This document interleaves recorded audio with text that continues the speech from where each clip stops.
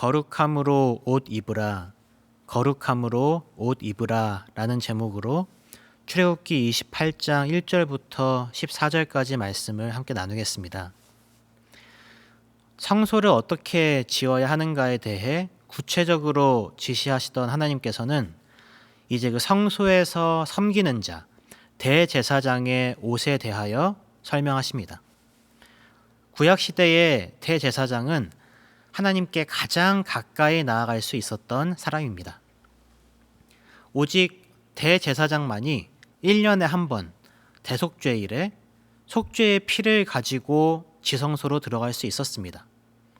하나님께 가장 가까이 갈 수 있고 성소에서 늘 하나님 앞에서 섬겼기에 아주 영광스러우면서도 또 동시에 두려운 직분이기도 했습니다. 죄가 가득한 사람이 죄와 함께 할 수 없는 하나님의 존전에 서야 했기 때문입니다. 하나님은 이 구별된 직분, 대제사장의 직분을 아론과 그의 아들들에게 맡기셨습니다. 그런데 직분을 주시고 역할을 주시면서 동시에 아주 구체적으로 대제사장의 옷을 어떻게 지어야 하는가에 대해서 명령하십니다. 대제사장은 하나님 앞에 설 때에 반드시 하나님의 규례대로 만들어진 옷을 입어야만 했습니다. 대제사장의 직분을 상징하는 이 옷이 이스라엘 사람들과 또 오늘날 우리에게 어떤 의미가 있는지 함께 살펴보겠습니다. 그런데 먼저 옷을 입힌다라는 개념이 출애굽기에 처음 나온 것이 아니라는 사실부터 좀 짚고 넘어가야 하겠습니다. 옷에 대한 언급이 가장 먼저 나온 곳이 창세기 3장입니다. 아담과 하와의 첫 범죄 이후에 그들은 수치심을 느꼈습니다. 이 수치심이라는 감정이 이전에는 없었던 감정인데요. 범죄 이후에 수치감이 사람들에게 들어왔고 이제 사람은 수치감 때문에 서로에게서 자신을 가려야 했고 또 하나님께로부터 숨어야만 했습니다. 아담과 하와는 무화과 나무 잎을 엮어서 치마로 삼고 하나님께로부터 또 서로에게서 숨고 감추려고 했습니다. 사실은 이때 인류는 끝났어야 했습니다. 선악과를 먹으면 반드시 죽으리라 라는 하나님의 말씀을 어겼으니 반드시 죽어야 했지요. 그러나 범죄한 첫 인류를 위해 하나님은 첫 희생 제사를 드리시며 동물로 그들의 죄를 대신 받게 하셨습니다. 그리고 동물의 가죽으로 옷을 지으셔서 사람이 수치를 가리도록 하셨습니다. 물론 영적으로 보면 완전히 타락해버렸으니 영적으로는 죽어 마땅한 존재이지만 또 영적으로는 죽은 자가 같아졌지만 하나님께서 희생제사를 드리시고 옷으로 수치를 가리셔서 살아남도록 하신 겁니다. 하나님께서 탕자의 비유를 가르치실 때 탕자가 아버지께 돌아오는 장면에서 아버지가 가장 먼저 한 일이 무엇이었었나요? 가장 좋은 옷을 내어다가 입히는 것이었습니다. 그 지위의 회복을 뜻하는 거죠. 이와 같이 하나님께서 입히시는 옷은 사람의 죄로 인한 수치를 가리는 것이면서 또 그로 인해 회복되는 지위를 뜻합니다. 오늘 본문에서도 아론과 그의 아들들의 대제사장 직분과 그들이 입을 거룩한 옷, 이 대제사장 직분과 거룩한 옷이 계속 연결됩니다. 대제사장 직분은 반드시 거룩한 옷을 입은 상태로 수행되어야 했습니다. 먼저 1절 하반절에 아론과 아론의 아들들을 나를 섬기는 제사장 직분을 행하게 하라 라고 하나님께서 명하십니다. 그런데 2절에 하나님을 섬기는 제사장 직분을 행하기 위해 먼저 거룩한 옷을 지으라고 하십니다. 3절 하반절에서도 아론의 옷을 지어 그를 거룩하게 하여 내게 제사장 직분을 행하게 하라고 하시면서 아론의 옷과 제사장 직분을 연결시키십니다. 4절 하반절도 마찬가지입니다. 4절 하반절에 거룩한 옷을 지어 아론이 내게 제사장 직분을 행하게 하라 라고 하십니다. 1절부터 4절까지 연달아 3번이나 하나님께서 입히시는 이 거룩한 옷이 곧 대제사장으로서의 신분을 뜻한다고 말씀하십니다. 우리가 주목해야 할 점은 첫 인류의 범죄 이후에도, 탕자가 아버지께 돌아갔을 때에도, 또 오늘 대제사장의 옷을 입히는 일에서도 하나님께서 옷을 제공하신다는 사실입니다. 사람이 자기 수치를 자기 힘으로 가리지 못합니다. 하나님께서 수치를 가릴 수 있도록 해 주셔야 했고, 그래서 주신 기준에 정확하게 맞는 옷을 대제사장은 입어야 했습니다. 만약에 대제사장이 제대로 갖춰 입지 않고 지성소에 들어가면 죽었습니다. 하나님께서 주신 기준대로 입어야 하나님의 존전에서 수치가 가려지고 살아남을 수 있었습니다. 그러므로 아론과 그의 아들들, 그리고 이후에 세워지는 대제사장들은 그들의 어떠함 때문에 직무를 맡은 것이 아닙니다. 아론은 금 송아지를 만들어서 하나님을 대적했습니다. 아론의 아들들은 하나님께서 명하시지 않은 다른 불을 들이다가 죽었습니다.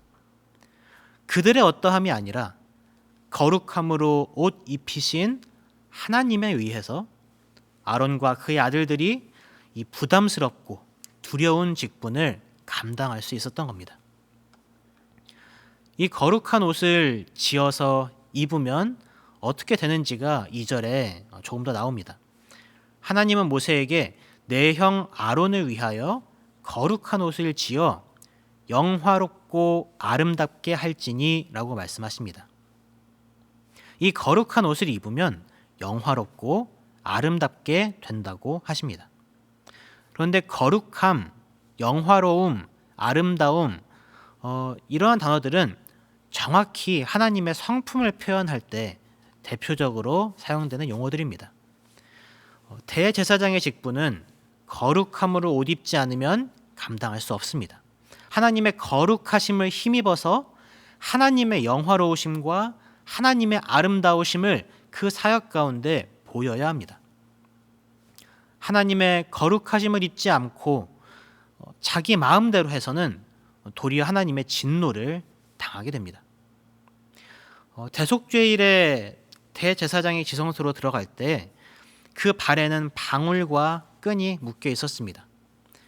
방울 소리가 한동안 들리지 않으면 대속죄일을 준비하는 그 기간과 하나님 앞에 나아간 순간에 무언가 자기 마음대로 해서, 즉 하나님의 거룩하심으로 제대로 옷 입지 않아서, 그래서 그 수치가 가려지지 않고 죄의 결과를 하나님 존전에서 마주해야만 했을 때에 그때 대제사장이 죽었습니다. 방울 소리가 한참 들리지 않으면 밖에서 대기하고 있던 제사장들이 발에 묶여있던 줄을 끌어당겨서 죽은 대제사장을 지성소 밖으로 끌어냈습니다. 하나님께서 주신 규례대로 옷을 지어 입고 제사를 행하며 하나님 앞에 서는 것이 이와 같이 중요한 일이었습니다. 하나님께서 거룩함으로 옷 입히신 그대로 하나님 앞에 서야지 영화롭고 아름다운 하나님의 일들을 행하고 하나님을 섬길 수 있었습니다. 그렇지 않으면은 오직 죽음밖에 없었지요. 6절부터 14절에는 에봇과 호마노에 대한 규례가 나옵니다. 에봇은 제사장들이 세마포 겉옷 위에 걸치는 소매 없는 조끼 모양의 윗옷이었습니다. 그런데 에봇의 어깨 쪽에는 어깨바지 둘을 달아서 그 위에 호마노 보석 2개를 매달라고 하십니다. 왼쪽과 오른쪽 2개의 호마노 보석에는 각각 이스라엘 아들들의 이름들 6개씩이 새겨져 있었습니다. 이스라엘 12지파를 상징하는 것이지요. 대제사장은 하나님 앞에 나아갈 때에 이스라엘 12지파를 대신해서 지성소로 들어갔습니다. 이스라엘 백성의 죄를 대신하여 죽은 그 희생 제물의 피를 들고 하나님 앞에 나아가 속죄해 주기를 구했습니다. 대제사장 자신도 죄 있는 상태로 하나님 앞에 감히 설 수 없지만 하나님께서 입혀주신 거룩한 옷을 입고 부르심에 합당한 신분으로 전능자 앞에 설 수 있었습니다. 예수께서 오시고 이제 신약 시대에는 진실한 성도 모두가 다 왕같은 제사장들이 되었습니다. 오직 대제사장만이 들어갈 수 있었던 지성소의 휘장은 예수께서 십자가에 못 박히실 때 반으로 쪼개져 갈라졌고 이제 대제사장뿐만이 아니라 그리스도 안에 있는 모두가 하나님 앞에 나아갈 수 있게 되었습니다. 이제는 우리가 하나님께서 규정하신 예복을 입지 않아도 됩니다. 왜냐하면 성자 하나님의 피를 입었기 때문입니다. 요한계시록 7장 14절에 하나님의 나라에서 구원받은 성도들을 흰옷 입은 자들로 표현하는데 그들의 정체성을 이렇게 말씀하십니다. 요한계시록 7장 14절에 이는 큰 환난에서 나오는 자들인데 어린 양의 피에 그 옷을 씻어 희게 하였느니라. 아멘. 성도의 정체성이 무엇입니까? 어린 양의 피에 그 옷을 씻어 희게 한 자들입니다. 15절에서 그들이 하나님의 보좌 앞에 있고 또 그의 성전에서 밤낮 하나님을 섬김에 보좌에 앉으신 이가 그들 위에 장막을 치실 것이라고 하십니다. 마치 구약 시대의 대제사장이 거룩한 성소에서 밤낮 등불이 꺼지지 않도록 지키며 성전을 살피고 하나님을 섬겼듯이 그리고 하나님의 지성소로 나아갔던 것과 같이 저 천국에서 그리스도의 피로 씻어 희게 된 옷을 입은 성도들이 동일하게 제사장의 신분으로 살아간다는 겁니다. 이 땅에서는 어떨까요? 이 땅에서도 우리는 이러한 천국을 기대하며 그 천국의 예고편을 살아갑니다. 네, 여전히 우리는 육신의 정욕에 휩쓸리는 죄 많고 전적으로 타락한 본성을 가지고 있습니다. 이 땅에서 육신을 입고 사는 동안 평생 우리가 싸워야 할 죄의 문제가 있습니다.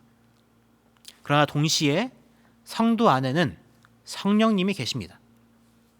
성령님이 거하시는 전이 바로 성도 자신이며 그래서 성도가 곧 성전이 됩니다. 거룩한 지성소가 성령 하나님께서 거하시는 전, 즉 성도가 됩니다. 사람으로서는 불가능한 일이죠. 불가능한 일입니다. 감당할 수 없습니다. 그러나 우리의 대제사장 되시는 예수께서 친히 십자가에 못 박히심으로 우리의 죄를 대속하셨기 때문에 그 예수의 피를 입은 우리를 하나님은 영화롭고 아름다운 존재로 간주하십니다. 마치 아론에게 또 아론의 아들들에게 거룩한 옷을 지어 영화롭고 아름답게 하신 것처럼 예수의 피를 입은 모든 그리스도인은 하나님께 영화롭고 아름답습니다. 거듭 말씀드리지만 사람이 결코 거룩해지고 영화롭고 아름다워질 수는 없습니다. 사람의 힘으로 사람이 그렇게 될 수 없습니다. 사람 자체의 본성이 어떠한가는 우리 스스로가 가장 잘 압니다. 스스로에게 솔직한 진실한 성도들 중 그 어느 누구도 자신의 전적인 타락을 부정할 수 없을 겁니다. 그러나 그리스도의 거룩한 보혈을 입었기 때문에 우리는 하나님 앞에 영화롭고 아름다워질 수 있습니다. 구약의 제사장들과 같이 감히 하나님 앞에 설 수 있고 감히 제사장의 직분을 감당할 수 있습니다. 물론 예수님은 하나님께서 명령하신 옷들을 입지 않으신 채로 성부 하나님께 나아간 유일한 대제사장이셨습니다. 그 분에게는 그런 옷이 필요가 없었습니다. 그 분에게는 죄로 인한 수치를 가릴 것이 없었습니다. 완전한 하나님이시자 완전한 사람으로서 그분은 마치 대제사장이 양쪽 어깨 위에 모든 이스라엘 12지파의 이름을 새기고 하나님 앞에 희생 제물을 드린 것과 같이 모든 하나님의 택하신 자녀들을 위해 스스로가 하나님 앞에 희생 제물로 드려졌습니다. 성도 여러분, 이 예수 그리스도로 옷 입으십시오. 너희는 택하신 족속이요 왕 같은 제사장들이요 거룩한 나라요 그의 소유가 된 백성이니 이는 너희를 어두운 데서 불러내어 그의 기이한 빛에 들어가게 하신 이의 아름다운 덕을 선포하게 하려 하심이라고 베드로전서 2장 9절 말씀을 생각하십시오. 우리의 정체성이 택하신 족속이며 왕 같은 제사장들입니다. 그리스도의 보혈 때문에 그렇게 됐습니다. 우리의 죄의 대가를 대신 홀로 지신 거룩하신 그리스도의 보혈을 힘입을 때 그분을 힘입어 우리가 거룩함으로 옷 입을 때 더럽고 추한 우리의 본성은 가려지고 죄로 인해 수치스러워서 하나님과 사람으로부터 숨고 또 숨기고 싶은 마음을 내려놓고 우리는 자유롭게 하나님 앞에 나아갈 수 있고 하나님 나라의 백성으로 그리스도의 빛을 세상에 비출 수 있습니다. 죄책감의 문제, 수치심의 문제, 헤어나올 수 없는 죄의 문제, 나의 모난 성격, 하나님과 사람과의 관계에서 겪는 그 모든 어려움들, 그리스도를 힘입고 거룩함으로 옷 입으십시오. 우리의 어떠함이 아니라 하나님의 은혜 때문에 우리 삶에서 하나님의 역사가 이루어지는 광경을 볼 수 있을 것입니다. 거룩함으로 옷 입고 성도다운 삶을 살아가며 하나님의 은혜를 누리시는 남은교회 성도님들이 되시기를 바랍니다. 기도하겠습니다. 하나님, 자격 없는 자들에게 거룩한 옷을 입게 하시니 감사합니다. 우리가 우리의 지혜와 욕심대로 살아가지 아니하고 하나님께서 주시는 거룩한 옷, 예수 그리스도로 옷 입고 살아가게 하소서. 그리하여 자격 없는 자를 영화롭고 아름답게 여기시며 왕 같은 제사장으로 삼으신 그 은혜가 얼마나 큰가를 알아가게 하소서. 지금 이 순간에도 우리의 대제사장으로 계시는 주님을 믿음의 눈으로 바라보며 주와 함께 동행하는 하루가 되게 하소서. 예수님의 이름으로 기도합니다. 아멘.